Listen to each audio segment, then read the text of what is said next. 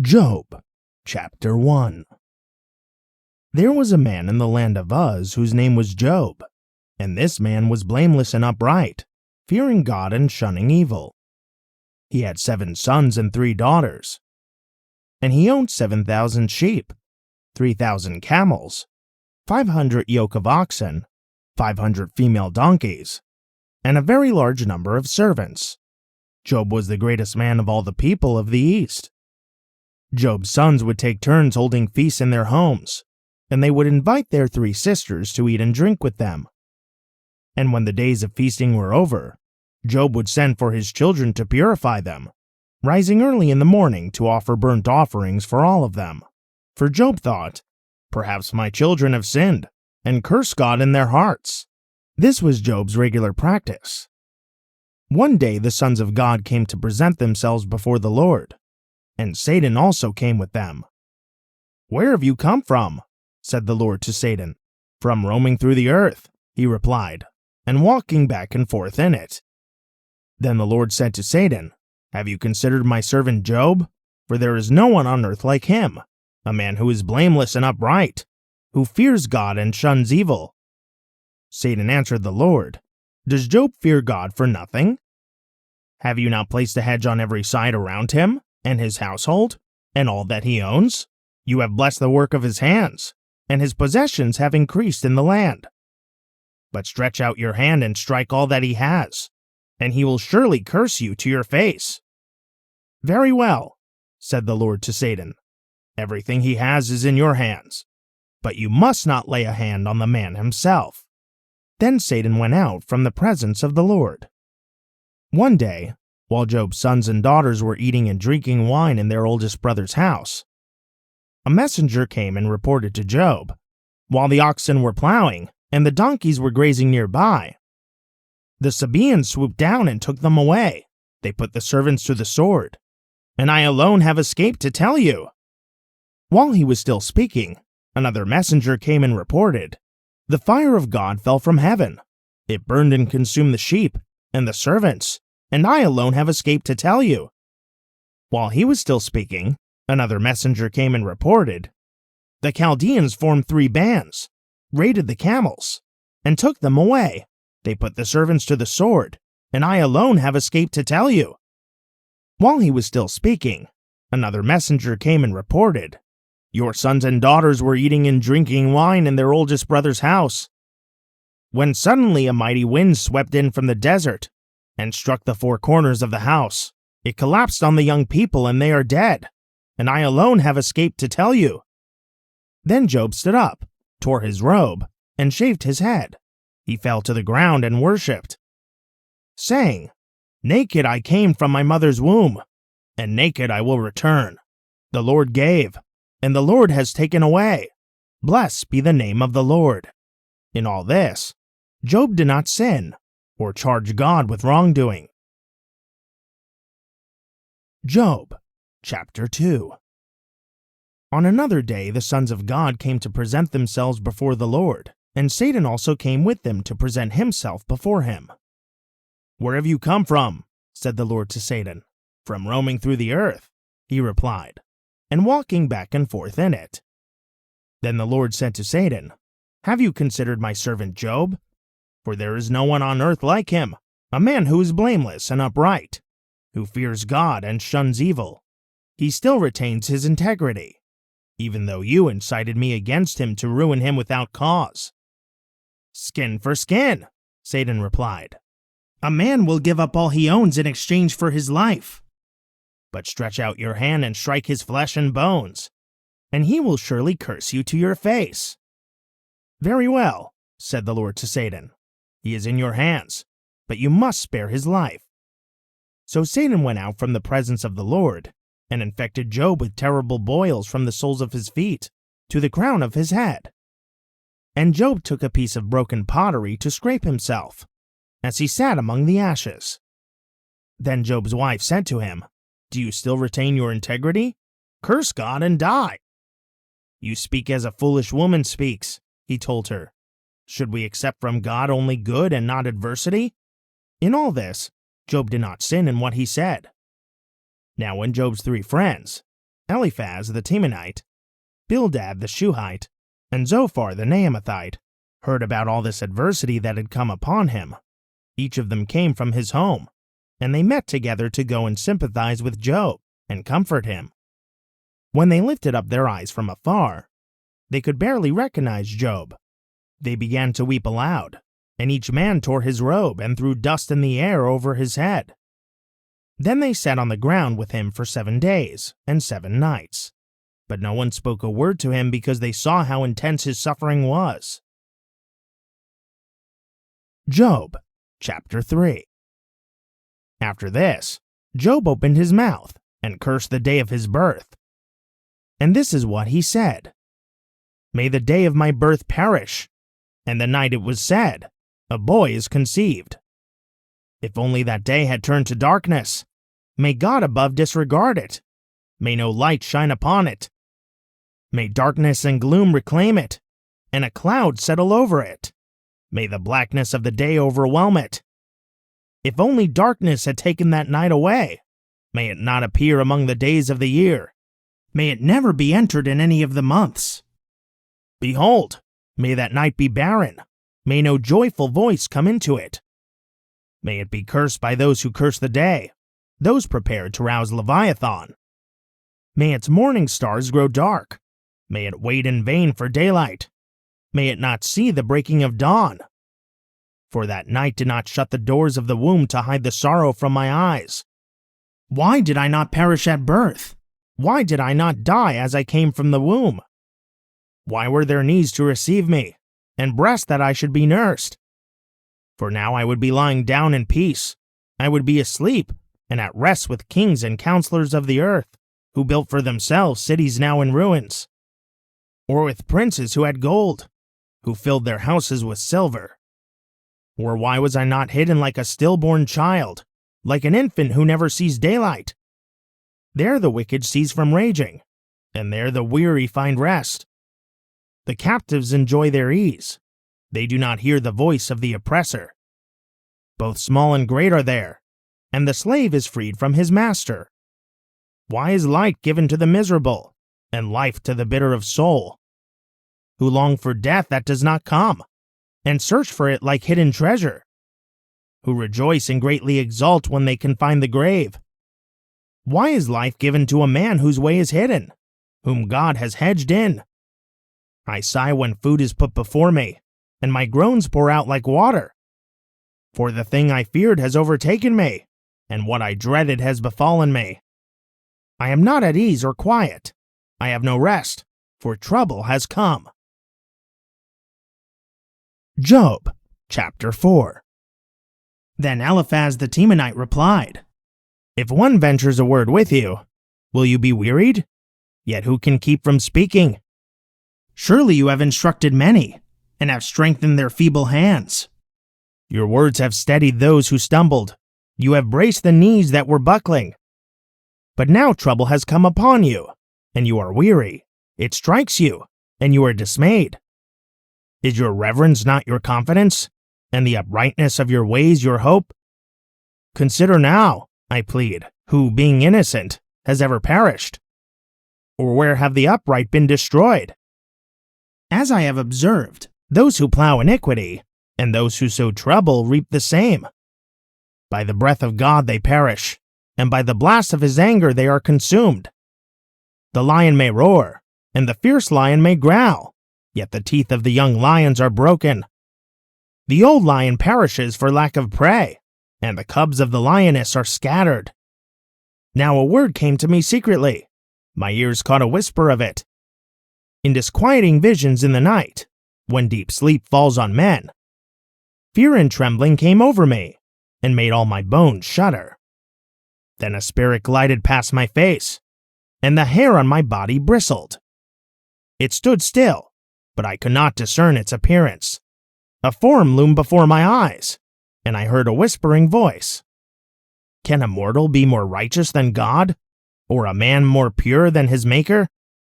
If God puts no trust in his servants, and he charges his angels with error, how much more those who dwell in houses of clay, whose foundations are in the dust, who can be crushed like a moth? They are smashed to pieces from dawn to dusk. Unnoticed, they perish forever. Are not their tent cords pulled up, so that they die without wisdom? Job, chapter 5. Call out if you please, but who will answer? To which of the holy ones will you turn? For resentment kills a fool, and envy slays the simple. I have seen a fool taking root, but suddenly his house was cursed. His sons are far from safety, crushed in court without a defender. The hungry consume his harvest, taking it even from the thorns, and the thirsty pant after his wealth. For distress does not spring from the dust, and trouble does not sprout from the ground. Yet man is born to trouble as surely as sparks fly upward. However, if I were you, I would appeal to God and lay my cause before him. The one who does great and unsearchable things, wonders without number. He gives rain to the earth, and sends water upon the fields. He sets the lowly on high, so that mourners are lifted to safety. He thwarts the schemes of the crafty, so that their hands find no success. He catches the wise in their craftiness, and sweeps away the plans of the cunning. They encounter darkness by day, and grope at noon as in the night. He saves the needy from the sword in their mouth, and from the clutches of the powerful. So the poor have hope, and injustice shuts its mouth. Blessed indeed is the man whom God corrects, so do not despise the discipline of the Almighty. For he wounds, but he also binds. He strikes, but his hands also heal. He will rescue you from 6 calamities. No harm will touch you in 7. In famine he will redeem you from death, and in battle from the stroke of the sword. You will be hidden from the scourge of the tongue, and will not fear havoc when it comes. You will laugh at destruction and famine, and need not fear the beasts of the earth. For you will have a covenant with the stones of the field, and the wild animals will be at peace with you. You will know that your tent is secure, and find nothing amiss when inspecting your home. You will know that your offspring will be many, your descendants like the grass of the earth. You will come to the grave in full vigor, like a sheaf of grain gathered in season. Indeed, we have investigated, and it is true, so hear it, and know for yourself. Job, chapter 6. Then Job replied, If only my grief could be weighed, and placed with my calamity on the scales. For then it would outweigh the sand of the seas. No wonder my words have been rash. For the arrows of the Almighty have pierced me. My spirit drinks in their poison. The terrors of God are arrayed against me. Does a wild donkey bray over fresh grass, or an ox low over its fodder? Is tasteless food eaten without salt, or is there flavor in the white of an egg? My soul refuses to touch them. They are loathsome food to me. If only my requests were granted, and God would fulfill my hope. That God would be willing to crush me, to unleash his hand, and cut me off. It still brings me comfort, and joy through unrelenting pain, that I have not denied the words of the Holy One. What strength do I have, that I should still hope? What is my future, that I should be patient? Is my strength like that of stone, or my flesh made of bronze? Is there any help within me, now that success is driven from me? A despairing man should have the kindness of his friend, even if he forsakes the fear of the Almighty. But my brothers are as faithless as wadis, as seasonal streams that overflow, darkened because of the ice and the inflow of melting snow, but ceasing in the dry season and vanishing from their channels in the heat. Caravans turn aside from their routes. They go into the wasteland and perish. The caravans of Tema look for water. The travelers of Sheba hope to find it. They are confounded because they had hoped. Their arrival brings disappointment. For now you are of no help. You see terror, and you are afraid. Have I ever said, Give me something, offer me a bribe from your wealth? Deliver me from the hand of the enemy? Redeem me from the grasp of the ruthless? Teach me, and I will be silent. Help me understand how I have erred. How painful are honest words! But what does your argument prove? Do you intend to correct my words, and treat as wind my cry of despair? You would even cast lots for an orphan, and barter away your friend. But now, please look at me. Would I lie to your face? Reconsider. Do not be unjust. Reconsider. For my righteousness is at stake. Is there iniquity on my tongue? Can my mouth not discern malice? Job, chapter 7. Is not man consigned to labor on earth? Are not his days like those of a hired hand? Like a slave he longs for shade. Like a hireling he waits for his wages. So I am allotted months of futility, and nights of misery are appointed me. When I lie down I think, when will I get up? But the night drags on, and I toss and turn until dawn. My flesh is clothed with worms, and encrusted with dirt. My skin is cracked and festering. My days are swifter than a weaver's shuttle. They come to an end without hope. Remember that my life is but a breath. My eyes will never again see happiness. The eye that beholds me will no longer see me. You will look for me, but I will be no more. As a cloud vanishes and is gone, so he who goes down to Sheol does not come back up. He never returns to his house. His place remembers him no more. Therefore I will not restrain my mouth. I will speak in the anguish of my spirit. I will complain in the bitterness of my soul. Am I the sea, or the monster of the deep, that you must keep me under guard? When I think my bed will comfort me and my couch will ease my complaint, then you frighten me with dreams, and terrify me with visions, so that I would prefer strangling and death over my life in this body. I loathe my life. I would not live forever. Leave me alone, for my days are but a breath. What is man that you should exalt him, that you should set your heart upon him, that you attend to him every morning, and test him every moment? Will you never look away from me, or leave me alone to swallow my spittle? If I have sinned, what have I done to you, O watcher of mankind? Why have you made me your target, so that I am a burden to you? Why do you not pardon my transgression, and take away my iniquity? For soon I will lie down in the dust. You will seek me, but I will be no more. Job, chapter 8. Then Bildad the Shuhite replied, How long will you go on saying such things? The words of your mouth are a blustering wind. Does God pervert justice? Does the Almighty pervert what is right?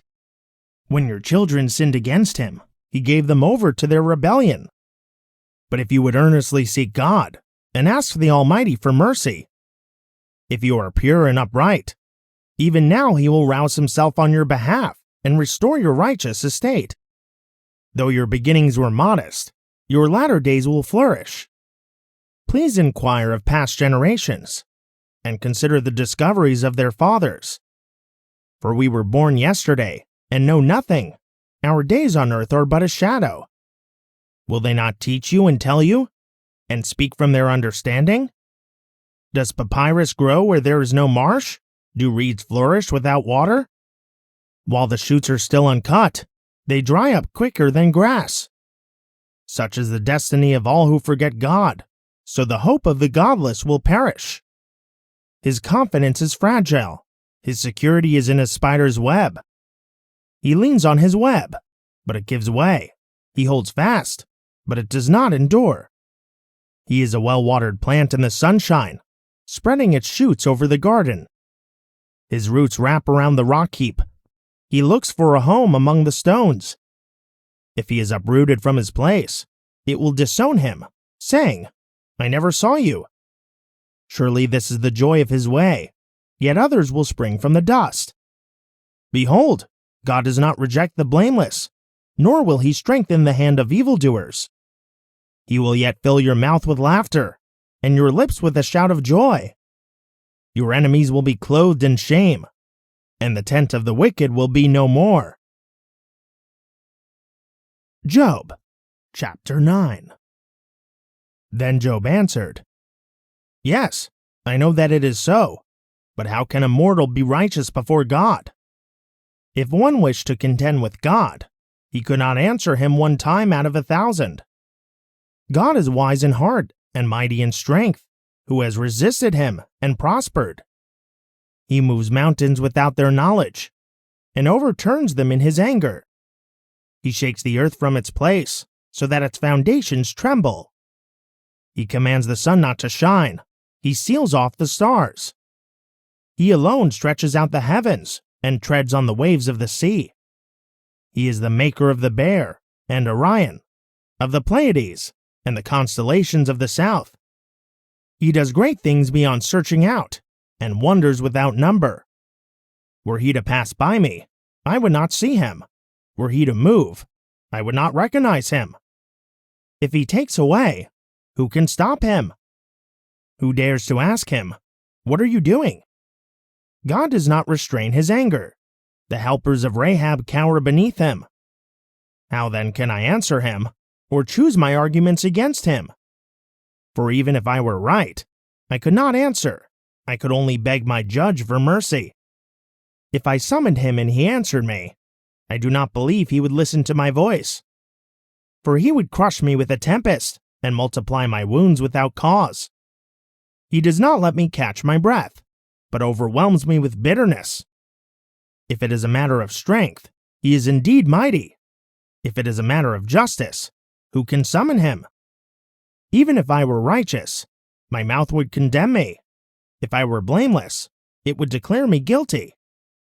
Though I am blameless, I have no concern for myself. I despise my own life. It is all the same, and so I say, he destroys both the blameless and the wicked. When the scourge brings sudden death, he mocks the despair of the innocent. The earth is given into the hand of the wicked. He blindfolds its judges. If it is not he, then who is it? My days are swifter than a runner. They flee without seeing good. They sweep by like boats of papyrus, like an eagle swooping down on its prey. If I were to say, I will forget my complaint, and change my expression and smile, I would still dread all my sufferings. I know that you will not acquit me. Since I am already found guilty, why should I labor in vain? If I should wash myself with snow, and cleanse my hands with lye, then you would plunge me into the pit, and even my own clothes would despise me. For he is not a man like me, that I can answer him, that we can take each other to court. Nor is there a mediator between us, to lay his hand upon us both. Let him remove his rod from me, so that his terror will no longer frighten me. Then I would speak without fear of him, but as it is, I am on my own. Job, chapter 10. I loathe my own life. I will express my complaint and speak in the bitterness of my soul. I will say to God, do not condemn me. Let me know why you prosecute me. Does it please you to oppress me, to reject the work of your hands, and favor the schemes of the wicked? Do you have eyes of flesh? Do you see as man sees? Are your days like those of a mortal, or your years like those of a man? That you should seek my iniquity, and search out my sin? Though you know that I am not guilty, and there is no deliverance from your hand? Your hand shaped me, and altogether formed me. Would you now turn and destroy me? Please remember that you molded me like clay. Would you now return me to dust? Did you not pour me out like milk, and curdle me like cheese? You clothed me with skin and flesh, and knit me together with bones and sinews. You have granted me life and loving devotion, and your care has preserved my spirit. Yet you concealed these things in your heart, and I know that this was in your mind. If I sinned, you would take note, and would not acquit me of my iniquity. If I am guilty, woe to me, and even if I am righteous, I cannot lift my head. I am full of shame, and aware of my affliction. Should I hold my head high, you would hunt me like a lion, and again display your power against me. You produce new witnesses against me, and multiply your anger toward me. Hardships assault me in wave after wave. Why then did you bring me from the womb? Oh, that I had died, and no eye had seen me. If only I had never come to be, but had been carried from the womb to the grave. Are my days not few? Withdraw from me, that I may have a little comfort. Before I go, never to return, to a land of darkness and gloom, to a land of utter darkness, of deep shadow and disorder, where even the light is like darkness. Job, chapter 11. Then Zophar the Naamathite replied, Should this stream of words go unanswered, and such a speaker be vindicated? Should your babbling put others to silence? Will you scoff without rebuke? You have said, My doctrine is sound, and I am pure in your sight. But if only God would speak, and open his lips against you, and disclose to you the secrets of wisdom, for true wisdom has two sides. Know then that God exacts from you less than your iniquity deserves.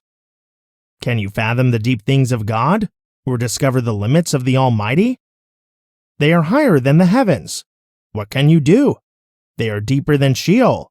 What can you know? Their measure is longer than the earth, and wider than the sea. If he comes along to imprison you, or convenes a court, who can stop him? Surely he knows the deceit of men.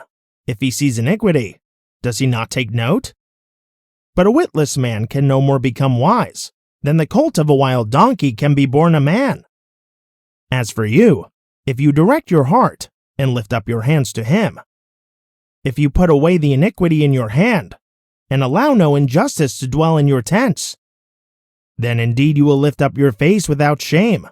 You will stand firm and unafraid.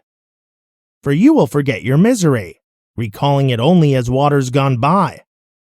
Your life will be brighter than noonday. Its darkness will be like the morning. You will be secure, because there is hope, and you will look around and lie down in safety. You will lie down without fear, and many will court your favor. But the eyes of the wicked will fail, and escape will elude them. They will hope for their last breath. Job, chapter 12. Then Job answered, Truly then you are the people with whom wisdom itself will die. But I also have a mind. I am not inferior to you. Who does not know such things as these? I am a laughingstock to my friends, though I called on God, and he answered. The righteous and upright man is a laughingstock. The one at ease scorns misfortune, as the fate of those whose feet are slipping. The tents of robbers are safe, and those who provoke God are secure, those who carry their God in their hands. But ask the animals, and they will instruct you. Ask the birds of the air, and they will tell you. Or speak to the earth, and it will teach you. Let the fish of the sea inform you. Which of all these does not know that the hand of the Lord has done this? The life of every living thing is in his hand, as well as the breath of all mankind. Does not the ear test words, as the tongue tastes its food? Wisdom is found with the elderly, and understanding comes with long life. Wisdom and strength belong to God. Counsel and understanding are his. What he tears down cannot be rebuilt. The man he imprisons cannot be released. If he holds back the waters, they dry up, and if he releases them, they overwhelm the land. True wisdom and power belong to him. The deceived and the deceiver are his. He leads counselors away barefoot, and makes fools of judges. He loosens the bonds placed by kings, and fastens a belt around their waists. He leads priests away barefoot, and overthrows the established. He deprives the trusted of speech, and takes away the discernment of elders. He pours out contempt on nobles, and disarms the mighty. He reveals the deep things of darkness, and brings deep shadows into light. He makes nations great, and destroys them. He enlarges nations, then disperses them. He deprives the earth's leaders of reason, and makes them wander in a trackless wasteland. They grope in the darkness without light. He makes them stagger like drunkards. Job, Chapter 13. Indeed, my eyes have seen all this. My ears have heard and understood. What you know, I also know. I am not inferior to you. Yet I desire to speak to the Almighty and argue my case before God. You, however, smear with lies. You are all worthless physicians. If only you would remain silent, for that would be your wisdom. Hear now my argument, and listen to the plea of my lips. Will you speak wickedly on God's behalf, or speak deceitfully for him? Would you show him partiality or argue in his defense? Would it be well when he examined you? Could you deceive him like a man? Surely he would rebuke you, if you secretly showed partiality. Would his majesty not terrify you? Would the dread of him not fall upon you? Your maxims are proverbs of ashes. Your defenses are defenses of clay. Be silent, and I will speak. Then let come to me what may. Why do I put myself at risk, and take my life in my own hands? Though he slay me, I will hope in him.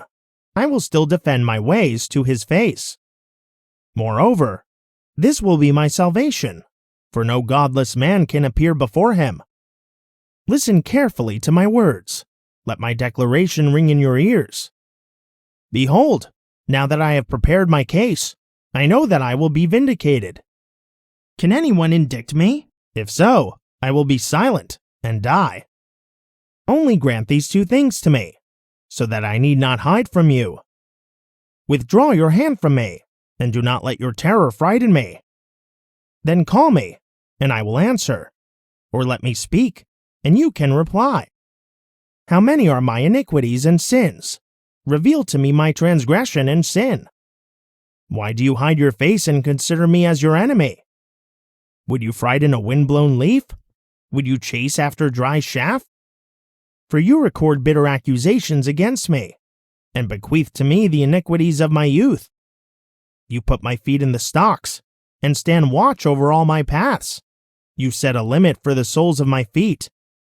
So man wastes away like something rotten, like a moth-eaten garment. Job, chapter 14. Man, who is born of woman, is short of days and full of trouble.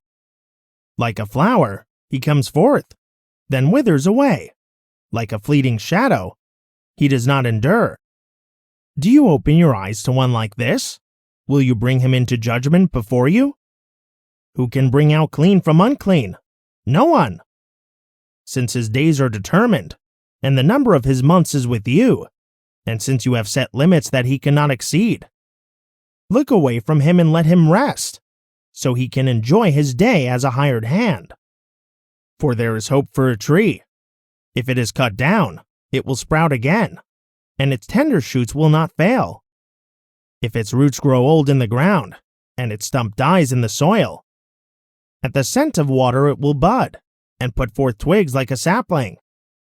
But a man dies and is laid low. He breathes his last, and where is he? As water disappears from the sea, and a river becomes parched and dry, so a man lies down and does not rise. Until the heavens are no more, he will not be awakened or roused from sleep. If only you would hide me in Sheol, and conceal me until your anger has passed. If only you would appoint a time for me and then remember me. When a man dies, will he live again? All the days of my hard service I will wait, until my renewal comes. You will call, and I will answer. You will desire the work of your hands. For then you would count my steps, but would not keep track of my sin. My transgression would be sealed in a bag, and you would cover over my iniquity. But as a mountain erodes and crumbles, and a rock is dislodged from its place, as water wears away the stones, and torrents wash away the soil, so you destroy a man's hope. You forever overpower him, and he passes on. You change his countenance, and send him away. If his sons receive honor, he does not know it. If they are brought low, he is unaware. He feels only the pain of his own body, and mourns only for himself. Job, chapter 15. Then Eliphaz the Temanite replied, "Does a wise man answer with empty counsel, or fill his belly with the hot east wind? Should he argue with useless words, or speeches that serve no purpose? But you even undermine the fear of God, and hinder meditation before him. For your iniquity instructs your mouth, and you choose the language of the crafty. Your own mouth, not mine, condemns you. Your own lips testify against you. Were you the first man ever born? Were you brought forth before the hills? Do you listen in on the counsel of God, or limit wisdom to yourself? What do you know that we do not? What do you understand that is not clear to us? Both the gray-haired and the aged are on our side, men much older than your father. Are the consolations of God not enough for you, even words spoken gently to you? Why has your heart carried you away, and why do your eyes flash? As you turn your spirit against God, and pour such words from your mouth. What is man that he should be pure, or one born of woman that he should be righteous?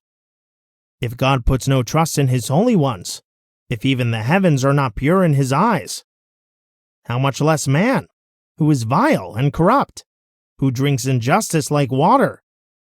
Listen to me, and I will inform you. I will describe what I have seen. What was declared by wise men, and was not concealed from their fathers, to whom alone the land was given, when no foreigner passed among them. A wicked man writhes in pain all his days. Only a few years are reserved for the ruthless. Sounds of terror fill his ears. In his prosperity the destroyer attacks him. He despairs of his return from darkness.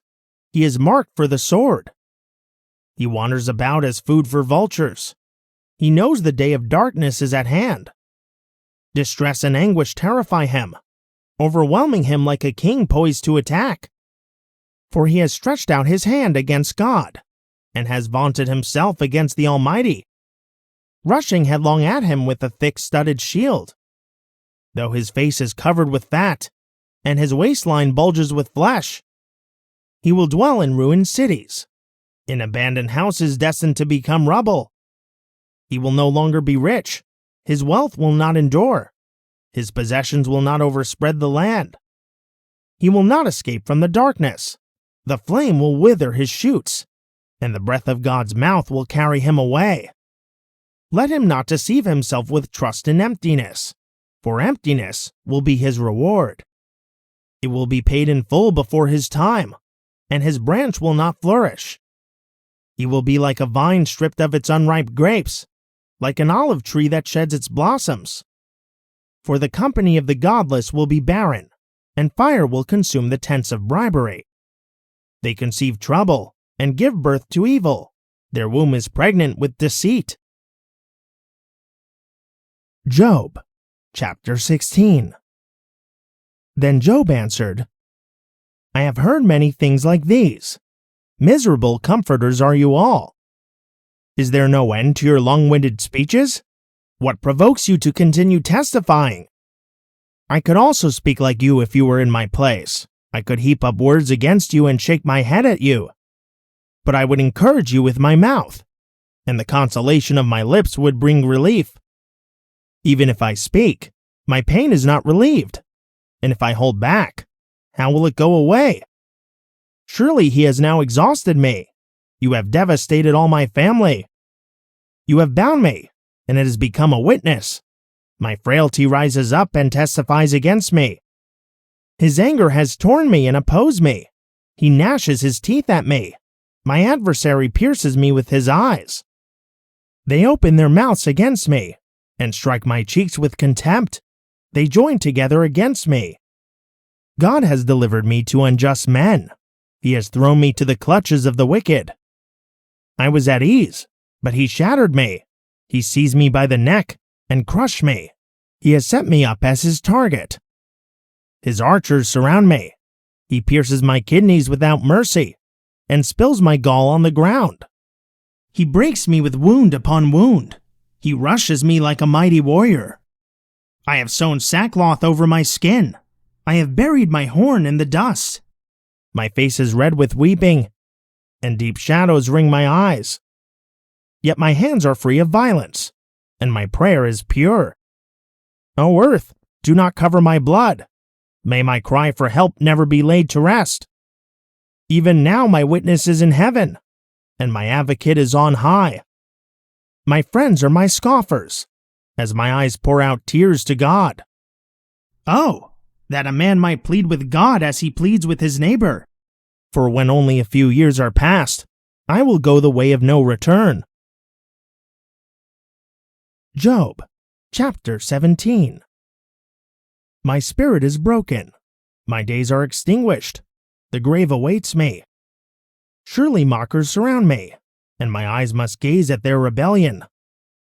Give me, I pray, the pledge you demand. Who else will be my guarantor? You have closed their minds to understanding. Therefore you will not exalt them. If a man denounces his friends for a price, the eyes of his children will fail. He has made me a byword among the people, a man in whose face they spit. My eyes have grown dim with grief, and my whole body is but a shadow. The upright are appalled at this, and the innocent are stirred against the godless. Yet a righteous one holds to his way, and the one with clean hands grows stronger. But come back and try again, all of you, for I will not find a wise man among you. My days have passed, my plans are broken off, even the desires of my heart. They have turned night into day, making light seem near in the face of darkness. If I look for Sheol as my home, if I spread out my bed in darkness, and say to corruption, you are my father, and to the worm, my mother, or my sister, where then is my hope? Who can see any hope for me? Will it go down to the gates of Sheol? Will we go down together into the dust? Job, chapter 18. Then Bildad the Shuhite replied, How long until you end these speeches? Show some sense, and then we can talk. Why are we regarded as cattle, as stupid in your sight? You who tear yourself in anger, should the earth be forsaken on your account, or the rocks be moved from their place? Indeed, the lamp of the wicked is extinguished, the flame of his fire does not glow. The light in his tent grows dark, and the lamp beside him goes out. His vigorous stride is shortened, and his own schemes trip him up. For his own feet lead him into a net, and he wanders into its mesh. A trap seizes his heel, a snare grips him. A noose is hidden in the ground, and a trap lies in his path. Terror frightens him on every side, and harasses every step. His strength is depleted, and calamity is ready at his side. It devours patches of his skin. The firstborn of death devours his limbs. He is torn from the shelter of his tent, and is marched off to the king of terrors. Fire resides in his tent. Burning sulfur rains down on his dwelling. The roots beneath him dry up, and the branches above him wither away. The memory of him perishes from the earth, and he has no name in the land. He is driven from light into darkness, and is chased from the inhabited world. He has no offspring or posterity among his people, no survivor where he once lived. Those in the west are appalled at his fate, while those in the east tremble in horror. Surely such is the dwelling of the wicked, and the place of one who does not know God. Job, chapter 19. Then Job answered, How long will you torment me, and crush me with your words? 10 times now you have reproached me. You shamelessly mistreat me. Even if I have truly gone astray, my error concerns me alone. If indeed you would exalt yourselves above me, and use my disgrace against me, then understand that it is God who has wronged me, and drawn his net around me. Though I cry out, violence, I get no response. Though I call for help, there is no justice. He has blocked my way so I cannot pass. He has veiled my paths with darkness. He has stripped me of my honor, and removed the crown from my head. He tears me down on every side, until I am gone, He uproots my hope like a tree. His anger burns against me, and he counts me among his enemies. His troops advance together. They construct a ramp against me and encamp around my tent. He has removed my brothers from me. My acquaintances have abandoned me. My kinsmen have failed me, and my friends have forgotten me. My guests and maidservants count me as a stranger. I am a foreigner in their sight. I call for my servant, but he does not answer, though I implore him with my own mouth. My breath is repulsive to my wife, and I am loathsome to my own family. Even little boys scorn me. When I appear, they deride me. All my best friends despise me, and those I love have turned against me. My skin and flesh cling to my bones. I have escaped by the skin of my teeth. Have pity on me, my friends. Have pity, for the hand of God has struck me. Why do you persecute me as God does? Will you never get enough of my flesh? I wish that my words were recorded and inscribed in a book, by an iron stylus on lead, or chiseled in stone forever. But I know that my Redeemer lives, and in the end, he will stand upon the earth. Even after my skin has been destroyed, yet in my flesh I will see God. I will see him for myself. My eyes will behold him, and not as a stranger. How my heart yearns within me. If you say, let us persecute him, since the root of the matter lies with him, then you should fear the sword yourselves, because wrath brings punishment by the sword, so that you may know there is a judgment. Job, chapter 20. Then Zophar the Naamathite replied, So my anxious thoughts compel me to answer, because of the turmoil within me. I have heard a rebuke that insults me, and my understanding prompts a reply. Do you not know that from antiquity, since man was placed on the earth, the triumph of the wicked has been brief, and the joy of the godless momentary? Though his arrogance reaches the heavens, and his head touches the clouds, he will perish forever, like his own dung. Those who had seen him will ask, Where is he? He will fly away like a dream, never to be found. He will be chased away like a vision in the night. The eye that saw him will see him no more, and his place will no longer behold him. His sons will seek the favor of the poor, for his own hands must return his wealth. The youthful vigor that fills his bones will lie down with him in the dust. Though evil is sweet in his mouth, and he conceals it under his tongue, though he cannot bear to let it go, and keeps it in his mouth, yet in his stomach his food sours, into the venom of cobras within him.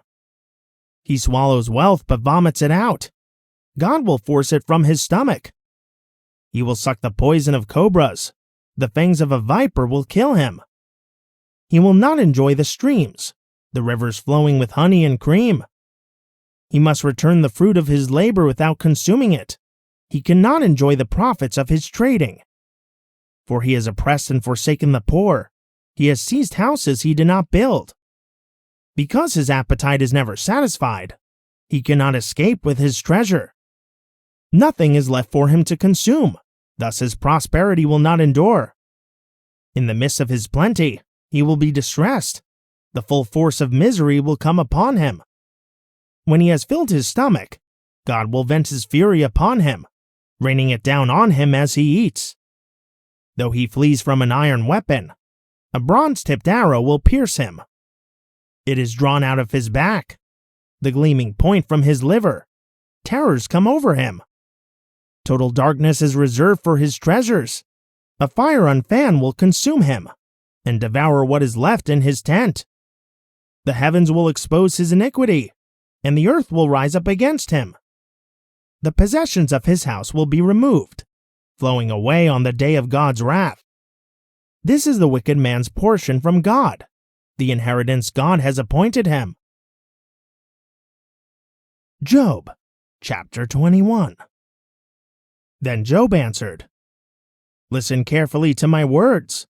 Let this be your consolation to me. Bear with me while I speak. Then after I have spoken, you may go on mocking. Is my complaint against a man? Then why should I not be impatient? Look at me and be appalled. Put your hand over your mouth. When I remember, terror takes hold, and my body trembles in horror. Why do the wicked live on, growing old and increasing in power? Their descendants are established around them, and their offspring before their eyes. Their homes are safe from fear. No rod of punishment from God is upon them. Their bulls breed without fail. Their cows bear calves and do not miscarry. They send forth their little ones like a flock. Their children skip about, singing to the tambourine and lyre, and making merry at the sound of the flute. They spend their days in prosperity, and go down to Sheol in peace. Yet they say to God, "Leave us alone, for we have no desire to know your ways." Who is the Almighty, that we should serve him? And what would we gain if we pray to him? Still, their prosperity is not in their own hands, so I stay far from the counsel of the wicked. How often is the lamp of the wicked put out? Does disaster come upon them? Does God in his anger apportion destruction? Are they like straw before the wind? Like chaff swept away by a storm? It is said that God lays up one's punishment for his children. Let God repay the man himself, so he will know it. Let his eyes see his own destruction. Let him drink for himself the wrath of the Almighty. For what does he care about his household after him, when the number of his months has run out? Can anyone teach knowledge to God, since he judges those on high? One man dies full of vigor, completely secure and at ease. His body is well nourished, and his bones are rich with marrow. Yet another man dies in the bitterness of his soul, having never tasted prosperity. But together they lie down in the dust, and worms cover them both. Behold, I know your thoughts full well, the schemes by which you would wrong me. For you say, "Where now is the nobleman's house? And where are the tents in which the wicked dwell?" Have you never asked those who travel the roads? Do you not accept their reports? Indeed, the evil man is spared from the day of calamity, delivered from the day of wrath. Who denounces his behavior to his face? Who repays him for what he has done? He is carried to the grave, and watch is kept over his tomb.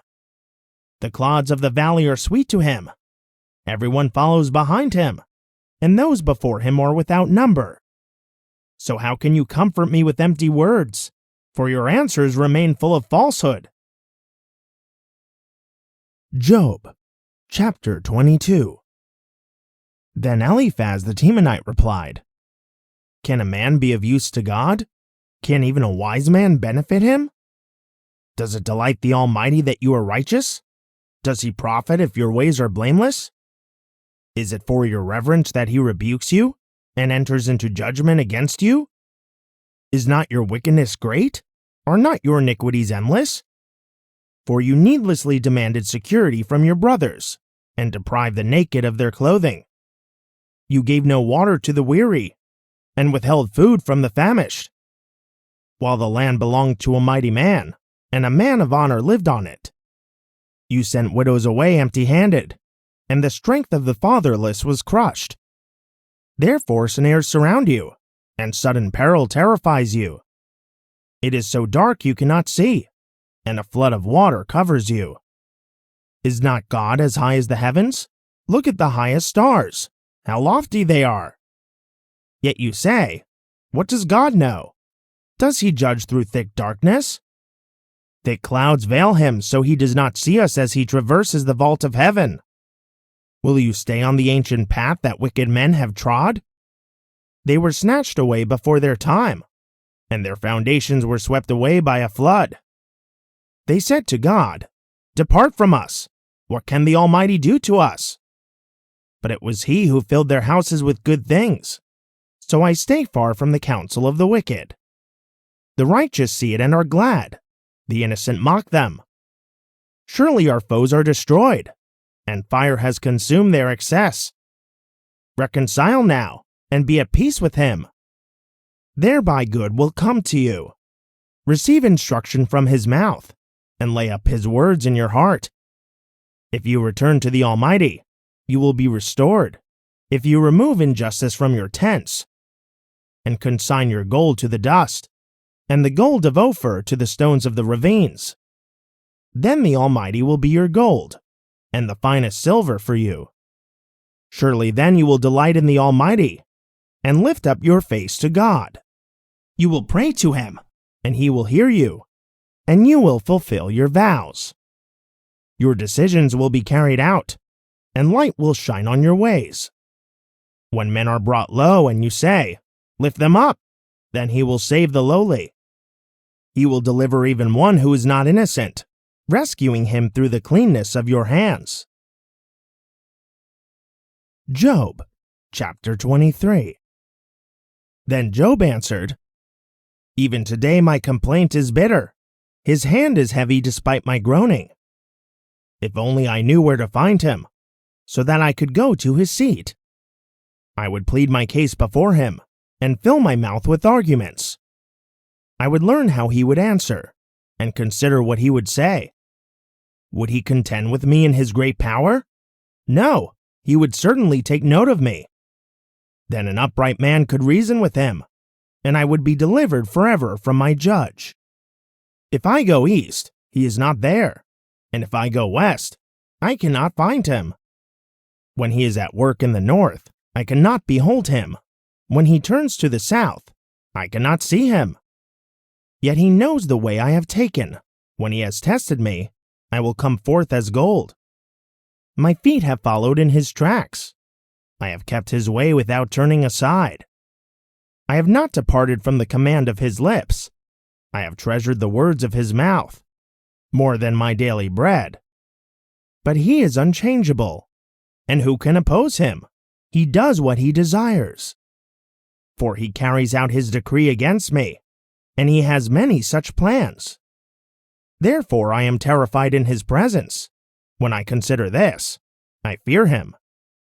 God has made my heart faint. The Almighty has terrified me. Yet I am not silenced by the darkness, by the thick darkness that covers my face. Job, chapter 24. Why does the Almighty not reserve times for judgment? Why may those who know him never see his days? Men move boundary stones. They pasture stolen flocks. They drive away the donkey of the fatherless, and take the widow's ox in pledge. They push the needy off the road, and force all the poor of the land into hiding. Indeed, like wild donkeys in the desert, the poor go to work foraging for food. The wasteland is food for their children. They gather fodder in the fields, and glean the vineyards of the wicked. Without clothing, they spend the night naked. They have no covering against the cold. Drenched by mountain rains, they huddle against the rocks for want of shelter. The fatherless infant is snatched from the breast. The nursing child of the poor is seized for a debt. Without clothing, they wander about naked. They carry the sheaves, but still go hungry. They crush olives within their walls. They tread the winepresses, but go thirsty. From the city, men groan, and the souls of the wounded cry out, yet God charges no one with wrongdoing. Then there are those who rebel against the light, not knowing its ways or staying on its paths. When daylight is gone, the murderer rises to kill the poor and needy. In the night he is like a thief. The eye of the adulterer watches for twilight. Thinking, "No eye will see me," he covers his face. In the dark they dig through houses. By day they shut themselves in, never to experience the light. For to them, deep darkness is their morning. Surely they are friends with the terrors of darkness. They are but foam on the surface of the water. Their portion of the land is cursed, so that no one turns toward their vineyards. As drought and heat consume the melting snow, so Sheol steals those who have sinned. The womb forgets them. The worm feeds on them. They are remembered no more. So injustice is like a broken tree. They prey on the barren and childless, and show no kindness to the widow. Yet by his power, God drags away the mighty. Though rising up, they have no assurance of life. He gives them a sense of security, but his eyes are on their ways. They are exalted for a moment, then they are gone. They are brought low and gathered up like all others. They are cut off like heads of grain. If this is not so, then who can prove me a liar and reduce my words to nothing? Job, chapter 25. Then Bildad the Shuhite replied, Dominion and awe belong to God. He establishes harmony in the heights of heaven. Can his troops be numbered? On whom does his light not rise? How then can a man be just before God? How can one born of woman be pure? If even the moon does not shine, and the stars are not pure in his sight, how much less man, who is but a maggot, and the Son of Man, who is but a worm?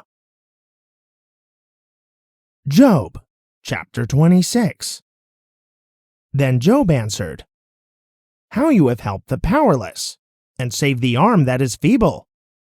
How you have counseled the unwise, and provided fully sound insight. To whom have you uttered these words, and whose spirit spoke through you? The dead tremble, those beneath the waters, and those who dwell in them. Sheol is naked before God, and Abaddon has no covering. He stretches out the north over empty space. He hangs the earth upon nothing. He wraps up the waters in his clouds, yet the clouds do not burst under their own weight. He covers the face of the full moon, spreading over it his cloud. He has inscribed a horizon on the face of the waters, at the boundary between light and darkness. The foundations of heaven quake, astounded at his rebuke. By his power he stirred the sea. By his understanding he shattered Rahab. By his breath the skies were cleared. His hand pierced the fleeing serpent. Indeed, these are but the fringes of his ways. How faint is the whisper we hear of him! Who then can understand the thunder of his power? Job, chapter 27. Job continued his discourse. As surely as God lives, who has deprived me of justice, the Almighty, who has embittered my soul, as long as my breath is still within me, and the breath of God remains in my nostrils, my lips will not speak wickedness, and my tongue will not utter deceit. I will never say that you are right. I will maintain my integrity until I die. I will cling to my righteousness, and never let go. As long as I live, my conscience will not accuse me. May my enemy be like the wicked, and my opponent like the unjust. For what is the hope of the godless when he is cut off, when God takes away his life? Will God hear his cry when distress comes upon him? Will he delight in the Almighty? Will he call upon God at all times? I will instruct you in the power of God. I will not conceal the ways of the Almighty. Surely all of you have seen it for yourselves. Why then do you keep up this empty talk? This is the wicked man's portion from God, the heritage the ruthless receive from the Almighty. Though his sons are many, they are destined for the sword, and his offspring will never have enough food. His survivors will be buried by the plague, and their widows will not weep for them. Though he heaps up silver like dust, and piles up a wardrobe like clay, what he lays up, the righteous will wear, and his silver will be divided by the innocent. The house he built is like a moth's cocoon, like a hut set up by a watchman. He lies down wealthy, but will do so no more. When he opens his eyes, all is gone. Terrors overtake him like a flood. A tempest sweeps him away in the night. The east wind carries him away, and he is gone. It sweeps him out of his place. It hurls itself against him without mercy, as he flees headlong from its power. It claps its hands at him, and hisses him out of his place. Job, chapter 28. Surely there is a mine for silver, and a place where gold is refined. Iron is taken from the earth, and copper is smelted from ore. Man puts an end to the darkness. He probes the farthest recesses for ore in deepest darkness. Far from human habitation, he cuts a shaft in places forgotten by the foot of man. Far from men, he dangles and sways. Food may come from the earth, but from below it is transformed as by fire. Its rocks are the source of sapphires, containing flecks of gold. No bird of prey knows that path. No falcon's eye has seen it. Proud beasts have never trodden it. No lion has ever prowled over it. The miner strikes the flint. He overturns mountains at their base. He hews out channels in the rocks, and his eyes spot every treasure. He stops up the sources of the streams to bring what is hidden to light. But where can wisdom be found? And where does understanding dwell? No man can know its value, nor is it found in the land of the living. The ocean doth say, "It is not in me," while the sea declares, "It is not with me." It cannot be bought with gold, nor can its price be weighed out in silver. It cannot be valued in the gold of Ophir, in precious onyx or sapphire. Neither gold nor crystal can compare to it, nor jewels of fine gold be exchanged for it. Coral and quartz are unworthy of mention. The price of wisdom is beyond rubies. Topaz from Cush cannot compare to it, nor can it be valued in pure gold. From where then does wisdom come? And where does understanding dwell? It is hidden from the eyes of every living thing, and concealed from the birds of the air. Abaddon and Death say, "We have heard a rumor about it." But God understands its way, and he knows its place.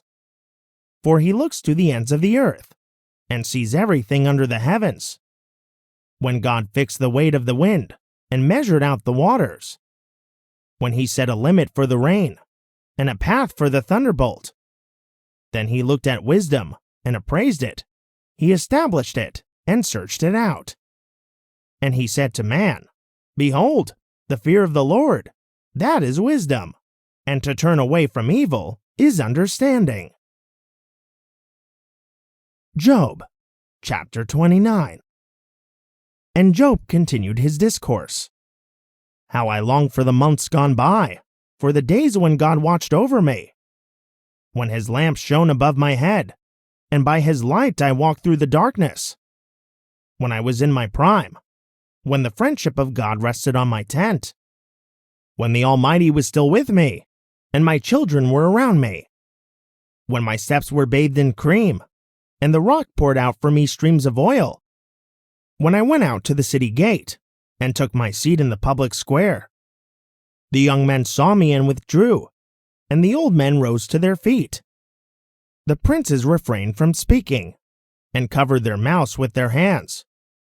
The voices of the nobles were hushed, and their tongues stuck to the roofs of their mouths. For those who heard me called me blessed, and those who saw me commended me, because I rescued the poor who cried out, and the fatherless who had no helper. The dying man blessed me, and I made the widow's heart sing for joy. I put on righteousness, and it clothed me. Justice was my robe, and my turban. I served as eyes to the blind, and as feet to the lame. I was a father to the needy, and I took up the case of the stranger. I shattered the fangs of the unjust, and snatched the prey from his teeth. So I thought, I will die in my nest, and multiply my days as the sand. My roots will spread out to the waters, and the dew will rest nightly on my branches. My glory is ever new within me, and my bow is renewed in my hand. Men listen to me with expectation, waiting silently for my counsel. After my words, they spoke no more. My speech settled on them like dew. They waited for me as for rain, and drank in my words like spring showers. If I smiled at them, they did not believe it. The light of my countenance was precious. I chose their course, and presided as chief. So I dwelt as a king among his troops, as a comforter of the mourners. Job, chapter 30. But now they mock me, men younger than I am, whose fathers I would have refused to entrust with my sheepdogs. What use to me was the strength of their hands, since their vigor had left them. Gone from poverty and hunger, they gnawed the dry land, and the desolate wasteland by night. They plucked mallow among the shrubs, and the roots of the broom tree were their food. They were banished from among men, shouted down like thieves, so that they lived on the slopes of the wadis, among the rocks, and in holes in the ground. They cried out among the shrubs, and huddled beneath the nettles. A senseless and nameless brood, they were driven off the land. And now they mock me in song. I have become a byword among them. They abhor me, and keep far from me. They do not hesitate to spit in my face. Because God has unstrung my bow and afflicted me, they have cast off restraint in my presence. The rabble arises at my right. They lay snares for my feet, and build siege ramps against me. They tear up my path. They profit from my destruction, with no one to restrain them. They advance as though a wide breach, though the ruins they keep rolling in. Terrors are turned loose against me. They drive away my dignity as by the wind, and my prosperity has passed like a cloud. And now my soul is poured out within me. Days of affliction grip me. Night pierces my bones, and my gnawing pains never rest. With great force he grasps my garment. He seizes me by the collar of my tunic. He throws me into the mud, and I have become like dust and ashes. I cry out to you for help, but you do not answer. When I stand up, you merely look at me. You have ruthlessly turned on me. You oppose me with your strong hand. You snatch me up into the wind, and drive me before it. You toss me about in the storm. Yes, I know that you will bring me down to death, to the place appointed for all the living. Yet no one stretches out his hand to a ruined man when he cries for help in his distress. Have I not wept for those in trouble? Has my soul not grieved for the needy? But when I hoped for good, evil came. When I looked for light, darkness fell. I am churning within and cannot rest. Days of affliction confront me. I go about blackened, but not by the sun. I stand up in the assembly and cry for help. I have become a brother of jackals, a companion of ostriches. My skin grows black and peels, and my bones burn with fever. My harp is tuned to mourning, and my flute to the sound of weeping. Job, chapter 31. I have made a covenant with my eyes. How then could I gaze with desire at a virgin? For what is the allotment of God from above, or the heritage from the Almighty on high? Does not disaster come to the unjust, and calamity to the workers of iniquity? Does he not see my ways and count my every step? If I have walked in falsehood, or my foot has rushed to deceit, let God weigh me with honest scales, that he may know my integrity. If my steps have turned from the path, if my heart has followed my eyes, or if impurity has stuck to my hands, then may another eat what I have sown, and may my crops be uprooted.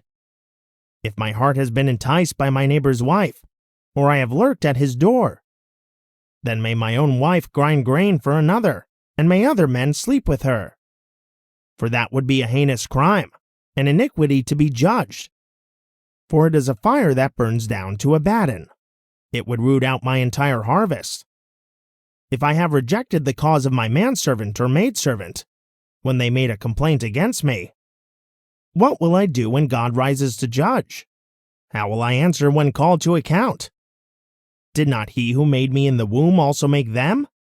Did not the same one form us in the womb?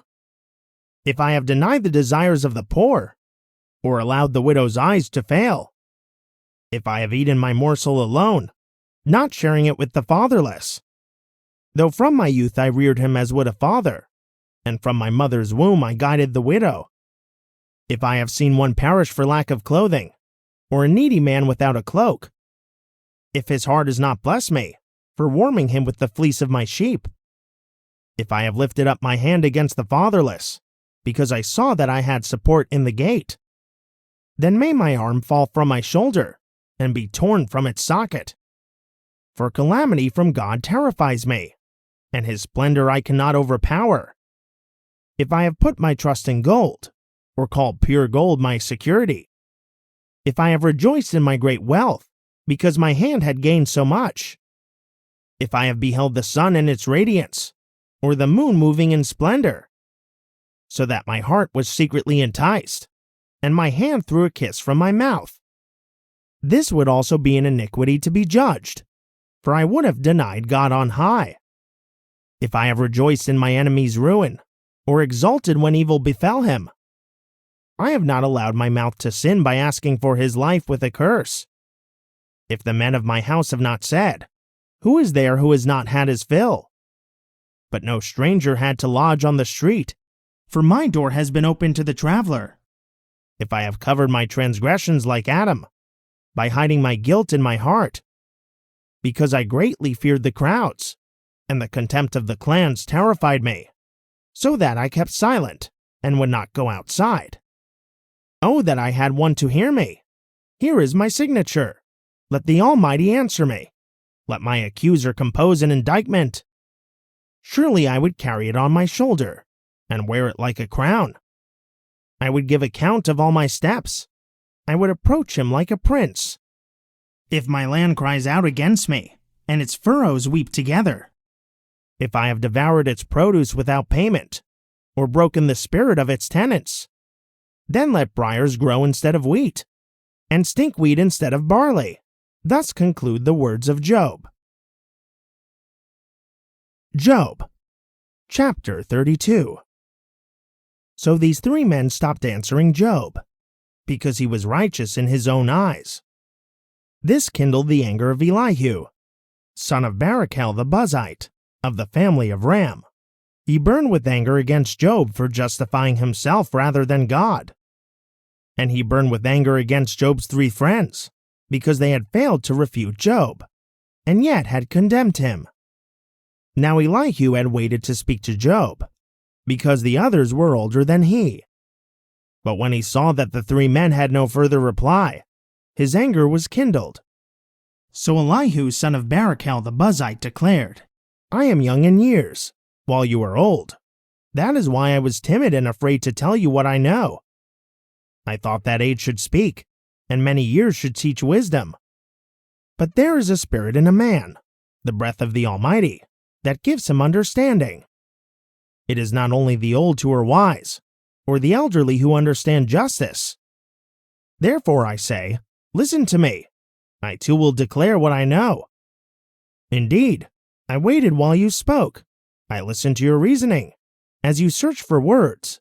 I paid you full attention, but no one proved Job wrong. Not one of you rebutted his arguments. So do not claim, we have found wisdom. Let God, not man, refute him. But Job has not directed his words against me, and I will not answer him with your arguments. Job's friends are dismayed, with no more to say. Words have escaped them. Must I wait, now that they are silent, now that they stand and no longer reply? I too will answer, yes, I will declare what I know. For I am full of words, and my spirit within me compels me. Behold, my belly is like unvented wine. It is about to burst like a new wineskin. I must speak and find relief. I must open my lips and respond. I will be partial to no one, nor will I flatter any man. For I do not know how to flatter, or my Maker would remove me in an instant. Job, chapter 33. But now, O Job, hear my speech, and listen to all my words. Behold, I will open my mouth. My address is on the tip of my tongue. My words are from an upright heart, and my lips speak sincerely what I know. The Spirit of God has made me, and the breath of the Almighty gives me life. Refute me if you can. Prepare your case and confront me. I am just like you before God. I was also formed from clay. Surely no fear of me should terrify you, nor will my hand be heavy upon you. Surely you have spoken in my hearing, and I have heard these very words. I am pure, without transgression. I am clean, with no iniquity in me. Yet God finds occasions against me. He counts me as his enemy. He puts my feet in the stocks. He watches over all my paths. Behold, you are not right in this matter. I will answer you, for God is greater than man. Why do you complain to him, that he answers nothing a man asks? For God speaks in one way, and in another, yet no one notices. In a dream, in a vision in the night, when deep sleep falls upon men as they slumber on their beds, he opens their ears, and terrifies them with warnings, to turn a man from wrongdoing, and keep him from pride, to preserve his soul from the pit, and his life from perishing by the sword. A man is also chastened on his bed, with pain and constant distress in his bones, so that he detests his bread, and his soul loathes his favorite food. His flesh wastes away from sight, and his hidden bones protrude. He draws near to the pit, and his life to the messengers of death. Yet if there is a messenger on his side, one mediator in 1,000, to tell a man what is right for him, to be gracious to him and say, spare him from going down to the pit, I have found his ransom. Then his flesh is refreshed like a child's.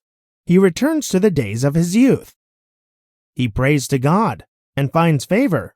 He sees God's face, and shouts for joy. And God restores his righteousness to that man. Then he sings before men with these words, I have sinned, and perverted what was right, yet I did not get what I deserved. He redeemed my soul from going down to the pit, and I will live to see the light. Behold, all these things God does to a man, 2 or even 3 times, to bring back his soul from the pit, that he may be enlightened with the light of life. Pay attention, Job, and listen to me. Be silent, and I will speak. But if you have something to say, answer me. Speak up, for I would like to vindicate you. But if not, then listen to me. Be quiet, and I will teach you wisdom. Job, chapter 34. Then Elihu continued, Hear my words, O wise men. Give ear to me, O men of learning. For the ear tests words, as the mouth tastes food. Let us choose for ourselves what is right. Let us learn together what is good. For Job has declared, I am righteous, yet God has deprived me of justice. Would I lie about my case? My wound is incurable, though I am without transgression. What man is like Job, who drinks up derision like water? He keeps company with evildoers, and walks with wicked men. For he has said, It profits a man nothing that he should delight in God. Therefore listen to me, O men of understanding. Far be it from God to do wrong, and from the Almighty to act unjustly. For according to a man's deeds he repays him. According to a man's ways he brings consequences. Indeed, it is true that God does not act wickedly, and the Almighty does not pervert justice. Who gave him charge over the earth? Who appointed him over the whole world? If he were to set his heart to it, and withdraw his spirit and breath, all flesh would perish together, and mankind would return to the dust. If you have understanding, hear this. Listen to my words. Could one who hates justice govern? Will you condemn the just and mighty one? Who says to kings, You are worthless, and to nobles, You are wicked? Who is not partial to princes, and does not favor rich over poor, for they are all the work of his hands. They die in an instant, in the middle of the night. The people convulse and pass away. The mighty are removed without human hand.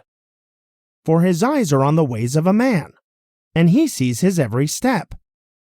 There is no darkness or deep shadow where the workers of iniquity can hide. For God need not examine a man further, or have him approach for judgment. He shatters the mighty without inquiry, and sets up others in their place. Therefore, he recognizes their deeds. He overthrows them in the night, and they are crushed. He strikes them for their wickedness, in full view. because they turned aside from him, and had no regard for any of his ways. They caused the cry of the poor to come before him, and he heard the outcry of the afflicted. But when he remains silent, who can condemn him? When he hides his face, who can see him? Yet he watches over both man and nation, that godless men should not rule, or lay snares for the people. Suppose someone says to God, I have endured my punishment. I will offend no more. Teach me what I cannot see. If I have done wrong, I will not do it again. Should God repay you on your own terms when you have disavowed his? You must choose, not I. So tell me what you know. Men of understanding will declare to me, and the wise men who hear me will say, Job speaks without knowledge. His words lack insight. If only Job were tried to the utmost for answering like a wicked man. For he adds rebellion to his sin. He claps his hands among us, and multiplies his words against God. Job, chapter 35. And Elihu went on to say, Do you think this is just? You say, I am more righteous than God. For you ask, What does it profit me? And what benefit do I gain apart from sin? I will reply to you, and to your friends as well. Look to the heavens and see. Gaze at the clouds high above you. If you sin, what do you accomplish against him? If you multiply your transgressions, what do you do to him? If you are righteous, what do you give him? Or what does he receive from your hand? Your wickedness affects only a man like yourself, and your righteousness only a son of man. Men cry out under great oppression. They plead for relief from the arm of the mighty. But no one asks, Where is God my Maker, who gives us songs in the night? Who teaches us more than the beasts of the earth, and makes us wiser than the birds of the air?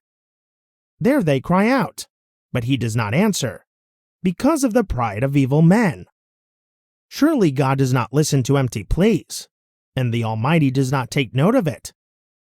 How much less then, when you say that you do not see him, that your case is before him, and you must wait for him. And further, that in his anger he is not punished or taken much notice of folly. So Job opens his mouth in vain, and multiplies words without knowledge. Job, chapter 36. And Elihu continued, Bear with me a little longer, and I will show you that there is more to be said on God's behalf. I get my knowledge from afar, and I will ascribe justice to my Maker. For truly my words are free of falsehood. One perfect in knowledge is with you. Indeed, God is mighty, but he despises no one. He is mighty in strength of understanding. He does not keep the wicked alive, but he grants justice to the afflicted. He does not take his eyes off the righteous, but he enthrones them with kings and exalts them forever. And if men are bound with chains, caught in cords of affliction, then he tells them their deeds, and how arrogantly they have transgressed. He opens their ears to correction, and commands that they turn from iniquity. If they obey and serve him, then they end their days in prosperity, and their years in happiness. But if they do not obey, then they perish by the sword, and die without knowledge. The godless in heart harbor resentment. Even when he binds them, they do not cry for help. They die in their youth, among the male shrine prostitutes. God rescues the afflicted by their affliction, and opens their ears in oppression. Indeed, he drew you from the jaws of distress, to a spacious and broad place, to a table full of richness. But now you are laden with the judgment due the wicked. Judgment and justice have seized you. Be careful that no one lures you with riches. Do not let a large bribe lead you astray. Can your wealth or all your mighty effort keep you from distress? Do not long for the night, when people vanish from their homes. Be careful not to turn to iniquity, for this you have preferred to affliction. Behold, God is exalted in his power. Who is a teacher like him? Who has appointed his way for him, or told him, You have done wrong. Remember to magnify his work, which men have praised in song. All mankind has seen it. Men behold it from afar. Indeed, God is great, beyond our knowledge. The number of his years is unsearchable. For he draws up drops of water which distill the rain from the mist, which the clouds pour out and shower abundantly on mankind. Furthermore, who can understand how the clouds spread out, how the thunder roars from his pavilion? See how he scatters his lightning around him, and covers the depths of the sea. For by these he judges the nations, and provides food in abundance. He fills his hands with lightning, and commands it to strike its mark. The thunder declares his presence. Even the cattle regard the rising storm. Job, chapter 37. At this my heart also pounds and leaps from its place. Listen closely to the thunder of his voice, and the rumbling that comes from his mouth. He unleashes his lightning beneath the whole sky, and sends it to the ends of the earth. Then there comes a roaring sound. He thunders with his majestic voice. He does not restrain the lightning when his voice resounds. God thunders wondrously with his voice. He does great things we cannot comprehend. For he says to the snow, "Fall on the earth," and to the gentle rain, "Pour out a mighty downpour." He seals up the hand of every man, so that all men may know his work. The wild animals enter their lairs. They settle down in their dens. The tempest comes from its chamber, and the cold from the driving north winds. By the breath of God the ice is formed, and the watery expanses are frozen. He loads the clouds with moisture. He scatters his lightning through them. They swirl about, whirling at his direction, accomplishing all that he commands over the face of all the earth. Whether for punishment or for his land, he accomplishes this in his loving devotion. Listen to this, O Job. Stand still and consider the wonders of God. Do you know how God dispatches the clouds, or makes the lightning flash? Do you understand how the clouds float, those wonders of him who is perfect in knowledge? You whose clothes get hot, when the land lies hushed under the south wind. Can you, like him, spread out the skies, to reflect the heat like a mirror of bronze? Teach us what we should say to him. We cannot draw up our case when our faces are in darkness. Should he be told that I want to speak? Would a man ask to be swallowed up? Now no one can gaze at the sun, when it is bright in the skies, after the wind has swept them clean. Out of the north he comes in golden splendor. Awesome majesty surrounds him. The Almighty is beyond our reach. He is exalted in power. In his justice and great righteousness, he does not oppress. Therefore, men fear him, for he is not partial to the wise in heart. Job, chapter 38. Then the Lord answered Job out of the whirlwind and said, Who is this who obscures my counsel by words without knowledge? Now brace yourself like a man. I will question you, and you shall inform me. Where were you when I laid the foundations of the earth? Tell me, if you have understanding. Who fixed its measurements? Surely you know. Or who stretched a measuring line across it? On what were its foundations set? Or who laid its cornerstone? While the morning stars sang together, and all the sons of God shouted for joy. Who enclosed the sea behind doors when it burst forth from the womb? When I made the clouds its garment, and thick darkness its blanket. When I fixed its boundaries, and set in place its bars and doors. And I declared, You may come this far, but no farther. Here your proud waves must stop. In your days, have you commanded the morning or assigned the dawn its place? That it might spread to the ends of the earth, and shake the wicked out of it? The earth takes shape like clay under a seal. Its hills stand out like the folds of a garment. Light is withheld from the wicked, and their upraised arm is broken. Have you journeyed to the vents of the sea, or walked in the trenches of the deep? Have the gates of death been revealed to you? Have you seen the gates of the shadow of death? Have you surveyed the extent of the earth? Tell me, if you know all this. Where is the way to the home of light? Do you know where darkness resides? So you can lead it back to its border? Do you know the paths to its home? Surely you know, for you were already born, and the number of your days is great. Have you entered the storehouses of snow, or observed the storehouses of hail, which I hold in reserve for times of trouble, for the day of war and battle? In which direction is the lightning dispersed, or the east wind scattered over the earth? Who cuts a channel for the flood, or clears a path for the thunderbolt?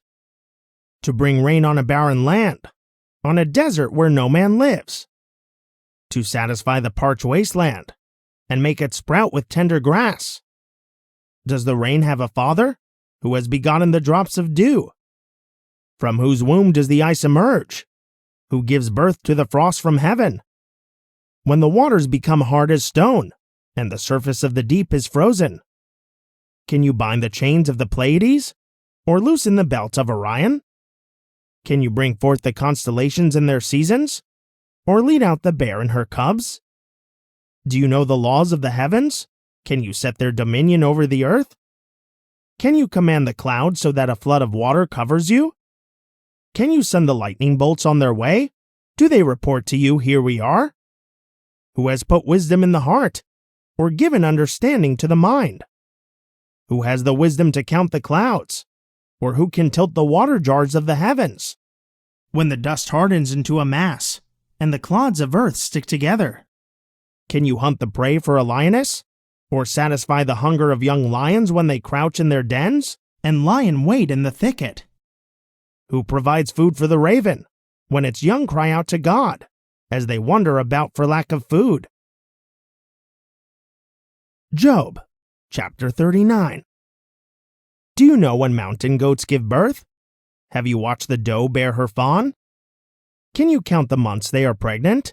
Do you know the time they give birth? They crouch down and bring forth their young. They deliver their newborn. Their young ones thrive and grow up in the open field. They leave and do not return. Who set the wild donkey free? Who released the swift donkey from the harness? I made the wilderness his home, and the salt flats his dwelling. He scorns the tumult of the city, and never hears the shouts of a driver. He roams the mountains for pasture, searching for any green thing. Will the wild ox consent to serve you? Will he stay by your manger at night? Can you hold him to the furrow with a harness? Will he plow the valleys behind you? Can you rely on his great strength? Will you leave your hard work to him? Can you trust him to bring in your grain and gather it to your threshing floor? The wings of the ostrich flap joyfully, but cannot match the pinions and feathers of the stork. For she leaves her eggs on the ground, and lets them warm in the sand. She forgets that a foot may crush them, or a wild animal may trample them. She treats her young harshly, as if not her own, with no concern that her labor was in vain. For God has deprived her of wisdom. He has not endowed her with understanding. Yet when she proudly spreads her wings, she laughs at the horse and its rider. Do you give strength to the horse, or adorn his neck with a mane? Do you make him leap like a locust, striking terror with his proud snorting? He paws in the valley and rejoices in his strength. He charges into battle. He laughs at fear, frightened of nothing. He does not turn back from the sword. A quiver rattles at his side, along with a flashing spear and lance. Trembling with excitement, he devours the distance. He cannot stand still when the ram's horn sounds. At the blast of the horn, he snorts with fervor. He catches the scent of battle from afar, the shouts of captains and the cry of war. Does the hawk take flight by your understanding, and spread his wings toward the south? Does the eagle soar at your command, and make his nest on high? He dwells on a cliff, and lodges there. His stronghold is on a rocky crag. From there he spies out food. His eyes see it from afar. His young ones feast on blood, and where the slain are, there he is. Job, chapter 40. And the Lord said to Job, "Will the fault finder contend with the Almighty? Let him who argues with God give an answer." Then Job answered the Lord, "Behold, I am insignificant. How can I reply to you? I place my hand over my mouth. I have spoken once, but I have no answer. Twice, but I have nothing to add." Then the Lord answered Job out of the whirlwind, and said, "Now brace yourself like a man. I will question you, and you shall inform me. Would you really annul my justice? Would you condemn me to justify yourself? Do you have an arm like God's? Can you thunder with a voice like His? Then adorn yourself with majesty and splendor, and clothe yourself with honor and glory. Unleash the fury of your wrath. Look on every proud man and bring him low. Look on every proud man and humble him. Trample the wicked where they stand. Bury them together in the dust. Imprison them in the grave. Then I will confess to you that your own right hand can save you. Look at Behemoth, which I made along with you. He feeds on grass like an ox. See the strength of his loins, and the power in the muscles of his belly. His tail sways like a cedar. The sinews of his thighs are tightly knit. His bones are tubes of bronze. His limbs are rods of iron. He is the foremost of God's works. Only his Maker can draw the sword against him. The hills yield him their produce, while all the beasts of the field play nearby. He lies under the lotus plants, hidden among the reeds of the marsh. The lotus plants conceal him in their shade. The willows of the brook surround him. Though the river rages, Behemoth is unafraid. He remains secure, though the Jordan surges to his mouth. Can anyone capture him as he looks on, or pierce his nose with a snare? Job, chapter 41. Can you pull in Leviathan with a hook or tie down his tongue with a rope? Can you put a cord through his nose or pierce his jaw with a hook?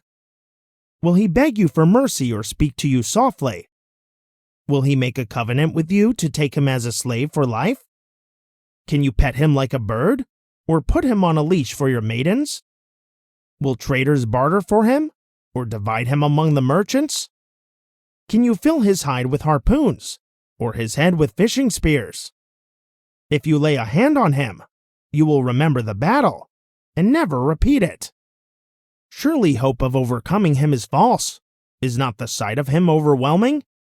No one is so fierce as to rouse Leviathan. Then who is able to stand against me? Who has given to me that I should repay him? Everything under heaven is mine. I cannot keep silent about his limbs, his power and graceful form. Who can strip off his outer coat? Who can approach him with a bridle? Who can open his jaws, ringed by his fearsome teeth? His rows of scales are his pride, tightly sealed together. One scale is so near to another that no air can pass between them. They are joined to one another. They clasp and cannot be separated.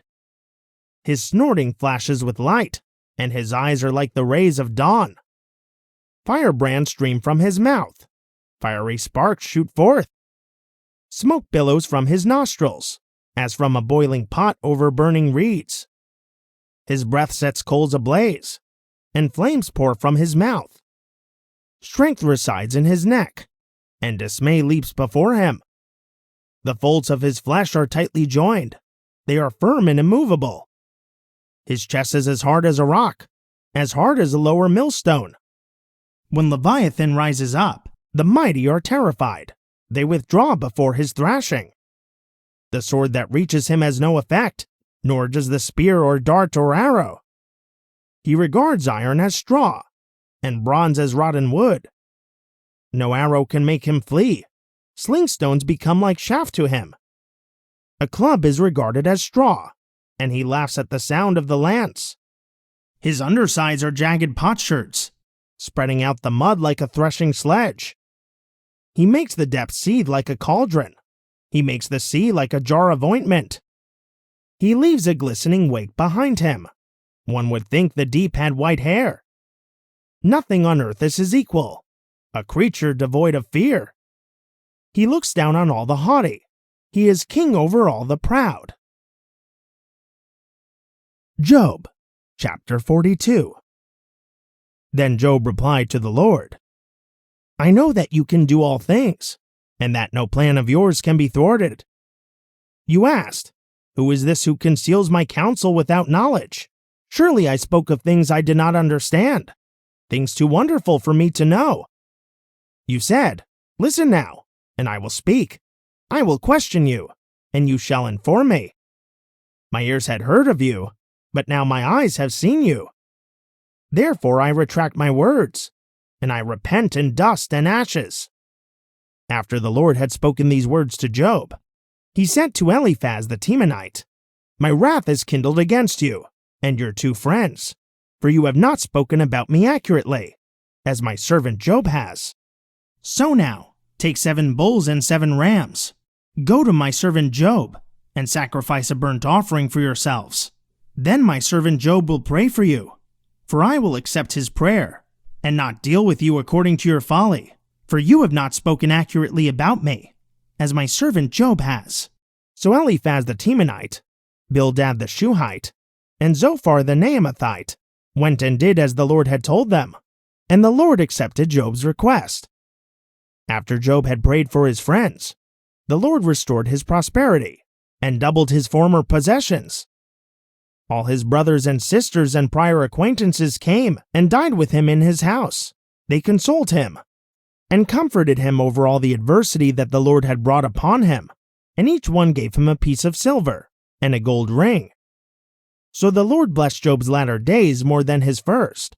He owned 14,000 sheep, 6,000 camels, 1,000 yoke of oxen, and 1,000 female donkeys. And he also had 7 sons and 3 daughters. He named his first daughter Jemimah, his second Keziah, and his third Karen Hapuk. No women as beautiful as Job's daughters could be found in all the land, and their father granted them an inheritance among their brothers. After this, Job lived 140 years, and saw his children and their children to the 4th generation. And so Job died, old and full of years.